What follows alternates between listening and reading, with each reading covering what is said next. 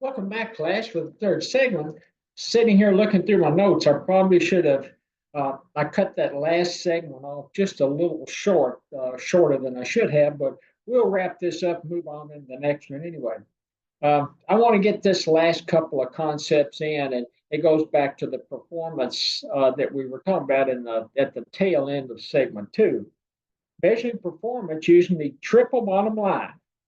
Highlight areas such as social responsibility. How about that? How many companies have you ever witnessed that or ever worked for? And I've worked for a couple that social responsibility. I don't know. Questionable at best. Uh, if you look at, they talk about again academics. They've got these little snappy ways to remember it. But now we went from the 5 P's of strategy. Now we're down to the 3 P's when we're talking about the triple bottom line, talking about the planet, talking about things like green energy.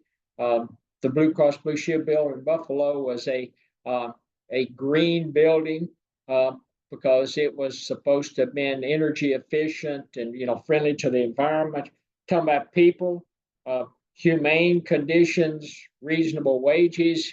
Um, we didn't work with anybody in the Buffalo office that had any what they call offshore employees. So we were trying to keep everything within the United States as far as jobs and activities. So we tended to steer away from this, even though vendors and suppliers would come in and would give us a much better rate on especially some of our capital stock that we were using in the production process and especially in operations. But we didn't go with any vendor or any supplier that had things that were offshore.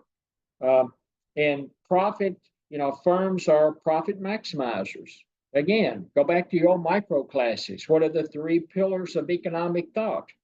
Opportunity cost, self-interest, decisions at the margin.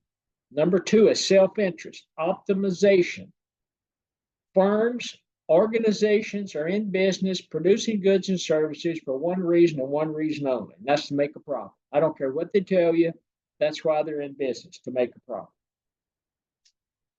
And when we talk about the triple bottom line, it's an approach to assessing performance. It emphasizes the concerns of people, again, social responsibility, and the planet, environmental sustainability, in addition to the profit. So that's where they're trying to tie the 3 P's together. And a lot of organizations, again, I've worked for organizations that didn't match with the 3 P's. Some organizations have. Blue Cross Blue Shield did a pretty good job matching with the 3 P's. Some of the others haven't been. And I'm sure that if you haven't worked for organizations that haven't been or have been either one, I think you'll see this as you move forward with your professional activity or as you're climbing that professional ladder. And now we're going to talk about, and I'm not sure I agreed with everything that the authors talked about when they talked about, the CEOs, and they talk about the CEO as a celebrity. I don't think I've ever worked for a CEO that's a celebrity. I've worked for some CEOs that have been successful in their careers, but I wouldn't necessarily consider them a celebrity. And the benefits, and they jump in and they talk about the benefits and the costs of CEO celebrities. Celebrity confers a kind of a mystique and reverence that can be leveraged in a variety of ways. That makes sense. Think about individuals that have contacts. Let's say you work for an individual that's been a senator. Or let's say you work for a company that's hired as a CEO, a former vice president. Maybe you work for maybe you work for a company that was managed by Martha Stewart and Snoop Dogg. I don't know. You're talking about celebrity status at that point, but they can open a lot of doors that your organization might not be able to open otherwise.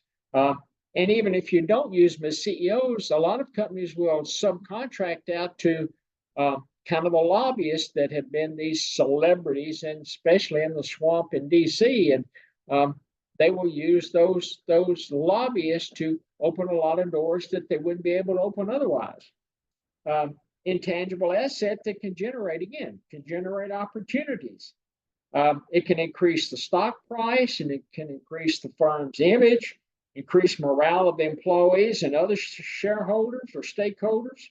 I'm not sure working for Martha Stewart and Snoop Dogg would, inspire me to perform at any better level. But I don't know. Whatever floats your boat, I guess, and kind of everybody, that's what was it? The great leader that we had in Patrick Swayze and Roadhouse. They were mouthing with him about something. He says opinions vary, and I guess that's the way I look at as a celebrity, as a CEO. I think there are a lot of benefits to having a celebrity as a CEO, or maybe not so much a CEO, but maybe at least on your board of directors, that can open doors and produce opportunities you wouldn't ordinarily have. Now, there's some downside of having celebrities involved in your business, because celebrities can sometimes run amok, both moral and legal issues. So you have to be careful. And that's why I think they talk in the text about the benefits and the cost of a celebrity as CEO. Celebrities do draw more media attention if unethical or illegal issues arise, and that is a fact. Think about all of the celebrities that could potentially be CEOs now, that were concerned about. I'm drawing a blank on his name.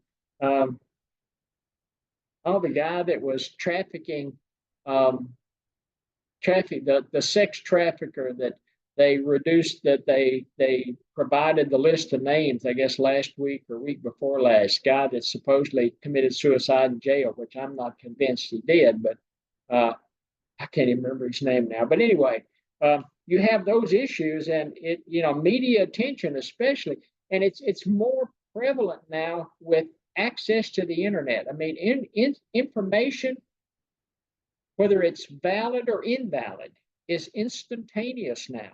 I mean, the amount of information that's flowing through the internet, you didn't have this type of information 20 years ago. So a lot of things went unnoticed, say 20 years ago, even unnoticed 10 years ago. But now it's just like at the drop of a hat. Everything is out there for everybody to see. Tend to receive high compensation, and there's a lot of job perks if you're a celebrity. Opportunities to serve on boards of other companies. So all of these are the kind of the benefits of having these celebrities as CEOs. They get the benefit of the doubt if the stock price falls. I think that's to some extent a true statement. Most individuals that own stock in a company, if the stock price falls, I'm not sure how much of a benefit of the doubt you're going to give them. I know I wouldn't give them a lot of benefit of the doubt. They are larger and longer lasting reputation erosion if inconsistent results and actions. So if they don't perform, that stays with them for a long time. It's hard for them to shake that. Increases personal media security for themselves and their family. So it not only brings the focus of media on them, but it brings their families into that media focus. And then so you kind of got the benefits, you've got the downside, and companies have to determine, they have to weigh. It's almost now like a cost benefit analysis. They're looking at, here's the benefits and here's what it's going to cost me. Higher salaries, more job perks, media attention, and the scrutiny that's going to bring on their families. Is it worth the hassle going forward? And at that point, maybe the board of directors of the organization or the senior management team gets together and it says either yay or nay, but somebody has to make that decision. Talk for a few minutes about types of CEOs. Talk about icons, CEOs who possess both fame and strong reputation, and they've been a lot of those around. combines style and substance in the execution of job responsibilities. Um, Warren Buffett, Richard Branson, um, Bill Gates, Elon Musk, Mary Kay Ash. Um, I mean, a lot of those individuals have generated. I mean, those are considered icons. At least those are still alive. Those are considered icons in the business world. So you've got your icons over here, and then the next group they talk about are the scoundrels. CEOs who display high levels of relative fame, but low levels of reputation, well known but vilified, and they are closely monitored if they're considered a scoundrel. Leona Hemsley, and I think she was maybe in real estate, Kenneth Lay, and Dennis Koloski. And so now you're talking about real estate, you're talking about Enron. I mean, most everybody, well, I don't know, depends on, I guess, when you were born, but Enron was just a complete disaster. All of the employees lost all their savings and their pension. It was a fiasco. And then you've got Tyco, similar concept. And then you've got hidden gems. You've got CEOs who lack fame but possess positive reputations, toil in relative obscurity while leading the firms to success, avoids fame and notoriety. And I've actually worked for some of these individuals, and they have been fantastic CEOs. They, as I say, they work in obscurity. They don't want the fame and fortune. They're there to ensure that the organization functions as it should. And those are the ones that I've really enjoyed working with and working for.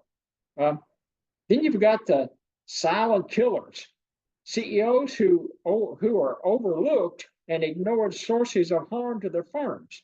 Too late before poor ethics and incompetence are detected. And that kind of goes back to Enron. It was, unfortunately, it was too late for anybody to turn that mess around. And then you're also talking about celebrity rehabilitation. Celebrity status is not necessarily a smooth process. A lot of them have skeletons in the closet that, again, it's difficult to turn around. Martha Stewart was in jail for a while. You had Bill Gates, you have Jack Welch, John Mackey. They've, had their highs and lows. They've made some serious blunders, and they've been able to come back. Seldom have CEOs with untarnished reputations. I mean, that's just the fact of life. You're talking about ploys and negative information to impact stock prices. Talking about Whole Foods, they have a little article in the text about Whole Foods. It was information that I didn't know about. There was actually a good read when we were reading about Whole Foods. And you're talking about honesty is the best example for rehabilitation. And that's, how many of these crooks have come out and said, hey, it was my fault. They've accepted, how many of them accept accountability and accept responsibility for their actions? Maybe not that many, but if you're honest about your mistakes and point it out, individuals are more than likely going to allow you to rehabilitate and then come back into the marketplace. And then we're going to talk for a few minutes about entrepreneurial orientation. And go back to your micro classes. So when they talk about factors of production, and you're talking about labor, you're talking about capital stock, you're talking about natural resources in the form of land, and then kind of that drives these three types of factors of resources or factors of production, and you typically include them.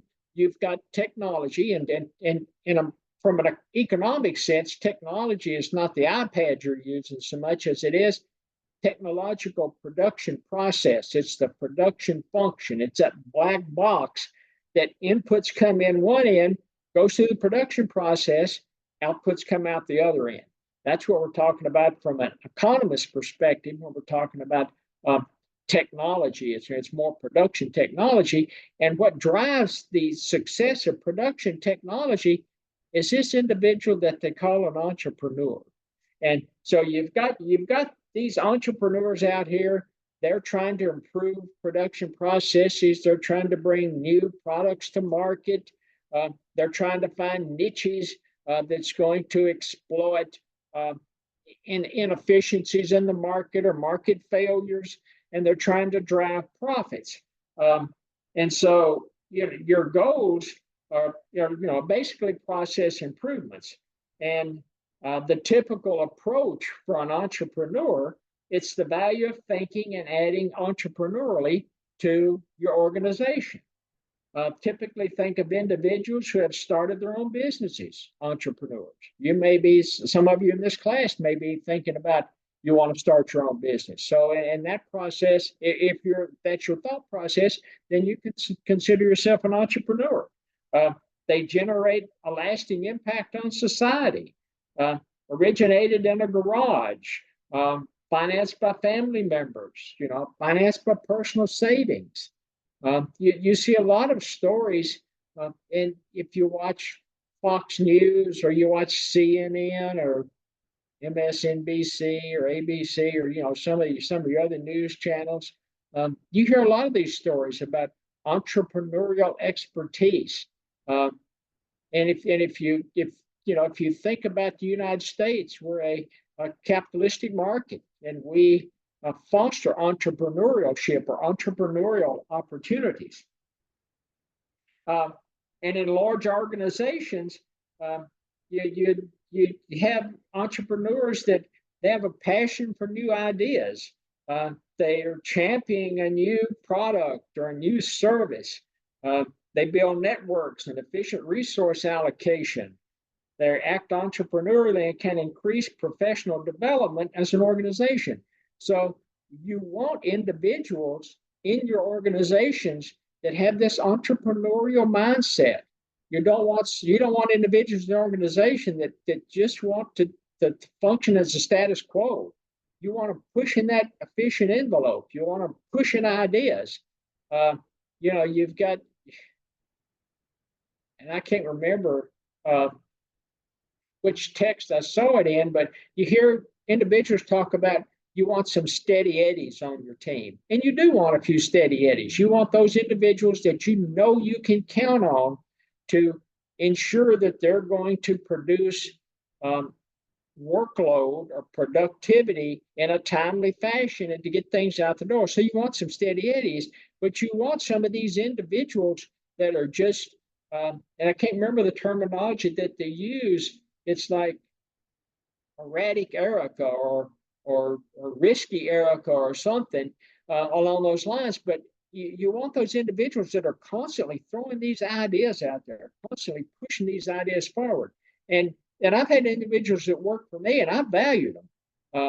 They might throw out 10 different ideas, and 7 or 8 of them are so far off the wall that you would never think about it. But there'd be a couple of nuggets in there that you could actually turn into some fantastic process improvements. And then those 7 or 8 that you think are so damn far out there that you can't ever do anything with, you kind of put those back aside, because I've had instances where they would throw out these ideas and I'd say, not in a million years would ever work here. And then a couple of years later, you're sitting there looking at, you're going through your data feeds and looking at your information, and all of a sudden the light bulb comes on, and you go back into that repository, you pull that idea out and you implement it, and the thing hits the ground running. So you just never know where these ideas are going to come from, and you never know where they're going to end up. Then I always had an idea box. And I have people put an idea in, sign their name to it. And if it was an idea that we implemented and it was a process improvement, we always, I had, gift cards, I had reward cards, I'd,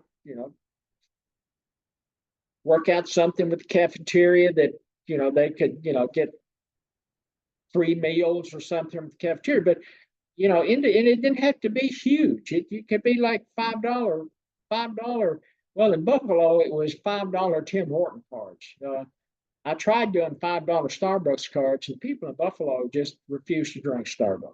It's got to be Timmy. It's got to be a Timmy Horton coffee, or they don't want any kind of coffee. But Tim Horton gift cards. Then the company had box seats at the for the Buffalo Sabres. They had box seats for the Buffalo Bills. And sometimes there'd be some free tickets, and I'd grab those free tickets and pass them out to individuals that it helped with process improvements. One of the goals that I've always had for years, when you're talking about goals, it's individuals have to identify and implement one process improvement on a quarterly basis. And a lot of individuals hate that. They hate to have that as a goal, but it's one opportunity or one way that you're going to keep your team moving forward is these kind of opportunities, this entrepreneurial mindset. This is what's driven the United States for as long as we've been here as a country. It's that entrepreneurial mindset in a capitalistic market. You talk about, let's see, entrepreneur, and it's Richard Cantillon, I guess, in 1730, and the French term entrepreneur means undertaker.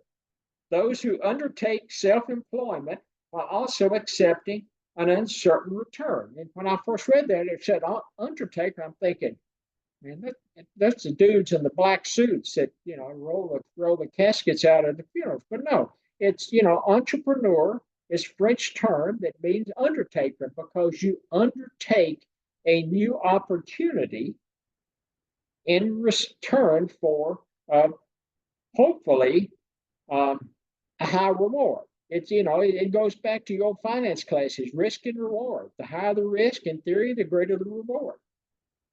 Entrepreneurs make something out of nothing. They make something out of opportunities that others cannot. Think about Thomas Edison, Bill Gates, Mark Zuckerberg.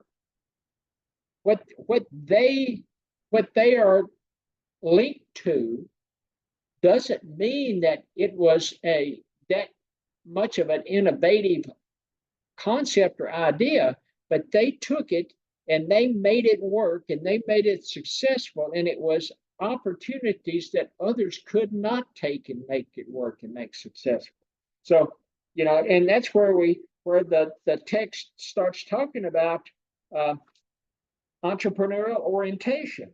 It's the process, practices, and decision-making styles of organizations that act entrepreneurial. And of the organizations of health plans that I've worked for, and I've worked for Aetna, I've worked for Health Net, who's now Centene, but worked for United Healthcare. I've worked for Blue Cross Blue Shield in Buffalo. And of all of those four organizations, United Healthcare, by far and away, the most entrepreneurial of that group of four.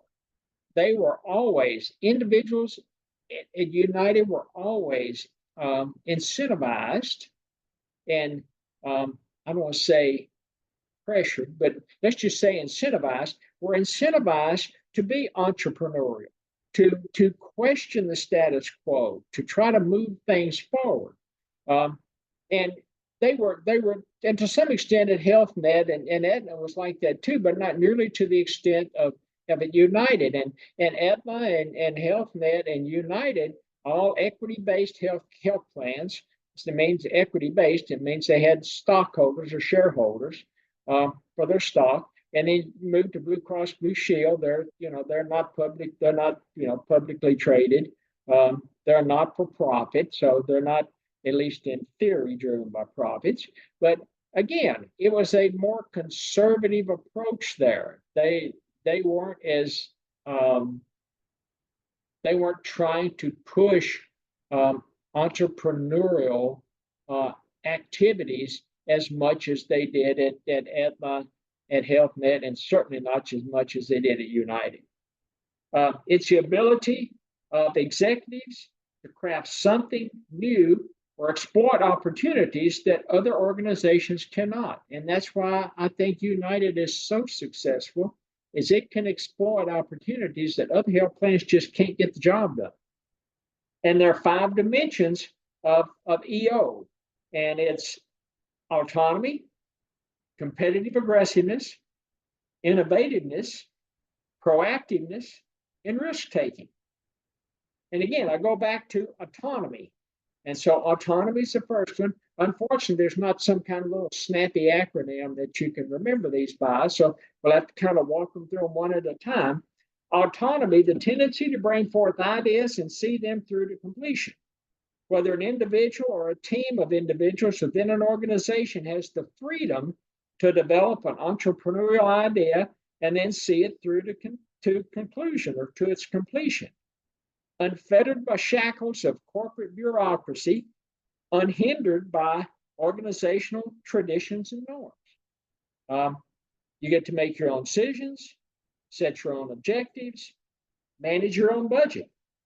And I've worked, again, some organizations, it's just the tunnel vision, and you go in there, and then the first thing they say is like, well, we're not going to change. We've always done it this way, or, we've been successful so far, so why should we change? Or let's just stay with the status quo.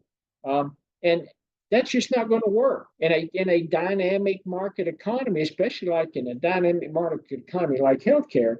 And so I've been fortunate in actually all of the places I've worked in healthcare that I've had a fairly high level of autonomy. I think some of it is because I have a PhD. I think, I understand the economic and financial aspects of how the company functions, and I've had a fairly reasonable handle on how to manage teams, how to lead teams, how to motivate and incentivize. But I've always had, knock on wood, I've always had a relatively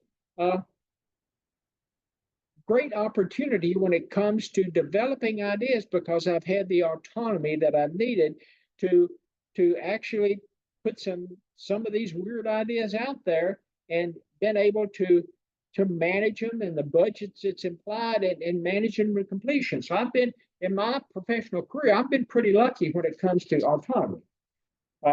Competitive aggressiveness, the tendency to intensely and directly challenge competitors. And again, at United, we were challenging competitors going and coming. I mean, that is the way United works. They're the 800-pound gorilla and in the managed care arena, and they're going to constantly challenge competitors. You make aggressive moves.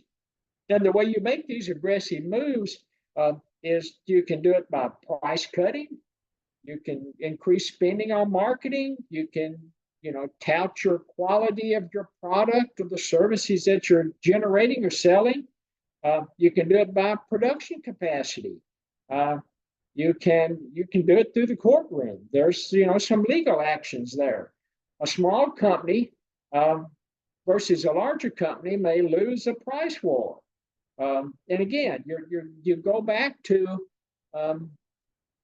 again the basic underpinnings of microeconomics, especially in theory of the firm and production processes, and you think about a lot of these aggressive moves that I've just highlighted, and small firms just are a lot of times at a competitive disadvantage to a larger firm. They don't have the deep pockets. They just don't have the capability of competing head to head with these larger firms. Innovativeness, again, Blue Cross Blue Shield, I had to have that. I had to have process improvement from everyone on my team, and I had 100 people on my team. I needed one a quarter, and I didn't care how small that process improvement was. I just wanted to see a process improvement, because once you get people thinking about process improvements, no matter how large or small it is, even if it's really small process improvements, then the next thing you know is they're coming to you with that suggestion box, and the process improvements start to expand in breadth, start to expand in scope, start to be more creative. It's just a matter of jump starting them and getting them to start thinking in those terms. Uh, Innovativeness is the tendency to pursue creativity and experimentation. You want to build on current skills for increased improvements. There's sometimes radical innovations that really work. So you're talking about radical innovation, you're talking about brand new skills. And it may make existing skills obsolete. If you've ever had I don't know how much they get into it anymore in economics, but if you've had any entrepreneurial courses, you're going to hear the term creative destruction. Out with the old, in with the new. Process improvements. And again, creative, destruction, a term coined by Joseph Schumpeter, Austrian economist. And his idea was that's technology changes, innovation, that's driving this creative destruction. Find something that's going to create the old. We're going to be creative enough that it will take the old, replace the old with something new and something better. And again, it's a great concept, and it's a concept that drives a lot of entrepreneurs.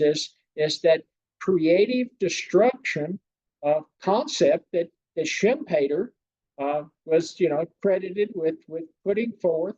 And again, Austrian economist, worked at Harvard for a while, and a lot of Austrian economics, unfortunately, was replaced probably in the 70s by the University of Chicago that took a different approach to theory of the firm and production capabilities. And then lastly, when we're talking about innovativeness, you're talking about developing new products, services, processes, allocate part of a workday to new ideas. And I didn't do that per se at Blue Cross, but that was the focus of these process improvements. I always had an open door policy, and people would come in and they say, I've been thinking about this. What do you think? And sometimes it'd be one of those kind of ideas that you could grab it and go with it, without too much thought.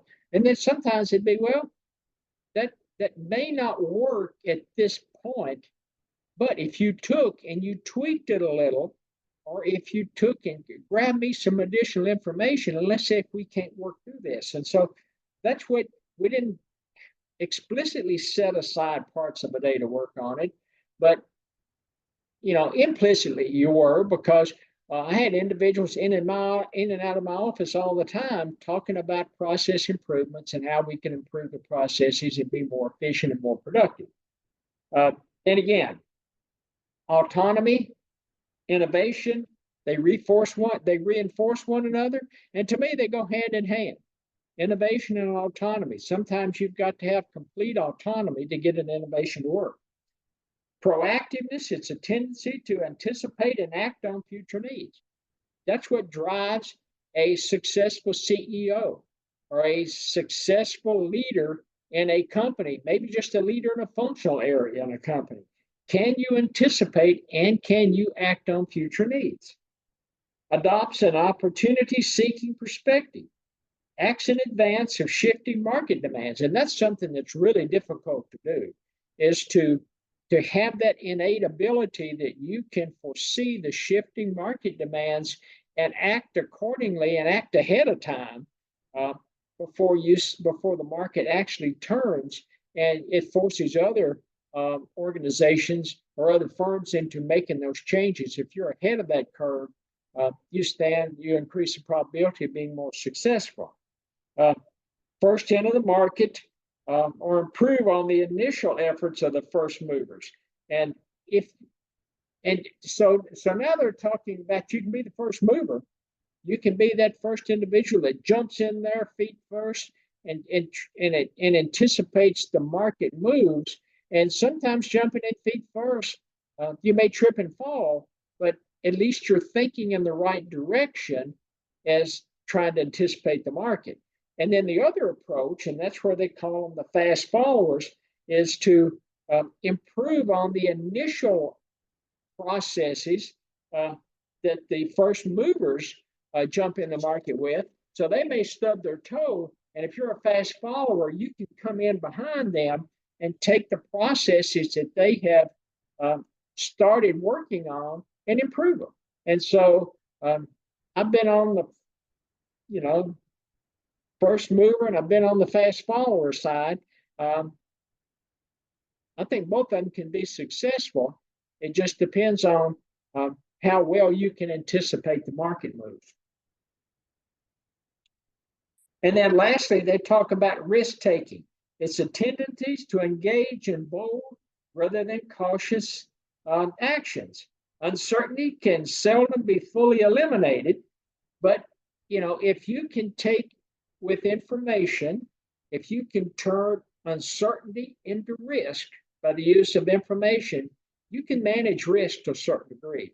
You can't manage uncertainty, but through information and the understanding of your market, the understanding of your industry, and especially the understanding of your team that you're leading, you can turn uncertainty into some level of risk, and you can manage the risk, at least to a certain degree. The common belief is that entrepreneurs are risk takers. I'm not sure they're necessarily gung-ho risk takers, but I think through their risk-taking strategy, they can reduce or they can mitigate uncertainty through research and understanding of information. And they talk about being analysis and forecasting. It's the same concept. So you're talking about research, forecasting, analytical skills. They can minimize or mitigate uncertainty, and I think that's why it looks like that they are true risk takers. Externalities and market uncertainties drive risk exposure, and that is true. There are certain shocks to the economy that you can't foresee, that nobody can foresee. Do you think the healthcare environment in 2019 could foresee the impact of COVID? No way. I was in healthcare right in the middle of that mess.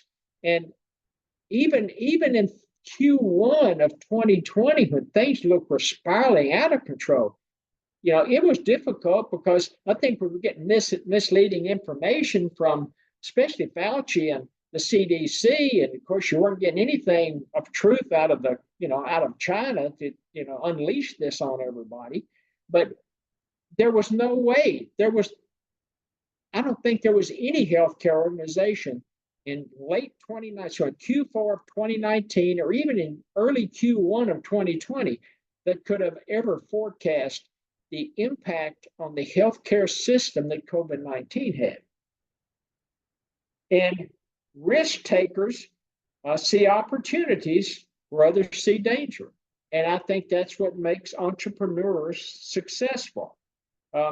You've also got not only COVID, but in the financial markets, you've got what they consider the Great Recession of 2007, 2008. That was just a fiasco that a lot of individuals didn't pick up on. I think this past summer, you had some banks, especially that bank in Silicon Valley, that went belly up. You had the character that can't remember his name either, but he's got the curly hair, and his parents were lawyers at Stanford, and they caught him embezzling billions of, maybe not billions, but millions of dollars. He had his lavish lifestyle, and maybe the Cayman Islands or somewhere. Sam something Friedman, or he's been in the news lately, but those kind of issues come up, and individuals end up on the short end of the stick, and a lot of times it's just that no matter how good you are at researching or how good you are at the analytical process, those are the kind of shocks to the economy that you just can't foresee. And then lastly, as we kind of tie this piece up, it's we're talking about building on entrepreneurial orientation. And we're talking about um, cooperative, compensation, rewards. You encourage the five dimensions of EO. Um, Employee satisfaction surveys. You monitor employee retention rates. Um, Leaders should always work on these five dimensions to impact overall company performance. And one thing that to me sets United apart from a lot of healthcare organizations is, especially on the managed care side of the house, is that they always encourage the entrepreneurial aspect. Um, they would allow you to stub your toe a time or two. Uh, as long as you came through periodically, or as long as you didn't do anything that was immoral or unethical that was going to harm the company, they allowed you some autonomy and they allowed you some freedom, and they truly embodied these five dimensions of EO when it came to the entrepreneurial aspect of driving a very successful organization. And I think if you work in an organization that embraces these five dimensions of EO, that's the kind of organization that you probably want to work for. And again, when you're um, interviewing with these organizations, you're interviewing for a job, bring this kind of information up. Say, how do you handle the five dimensions of EO? And, what do you think about, things like autonomy and risk taking and, aggressiveness and innovation? And if it makes the individual you're uh, interviewing with uncomfortable, I'm not sure. Maybe that's not the organization you want to work for. And with that, we're going to wind up chapter 2. And the next time we get together, we're going to jump into chapter 3. Talk to everybody later.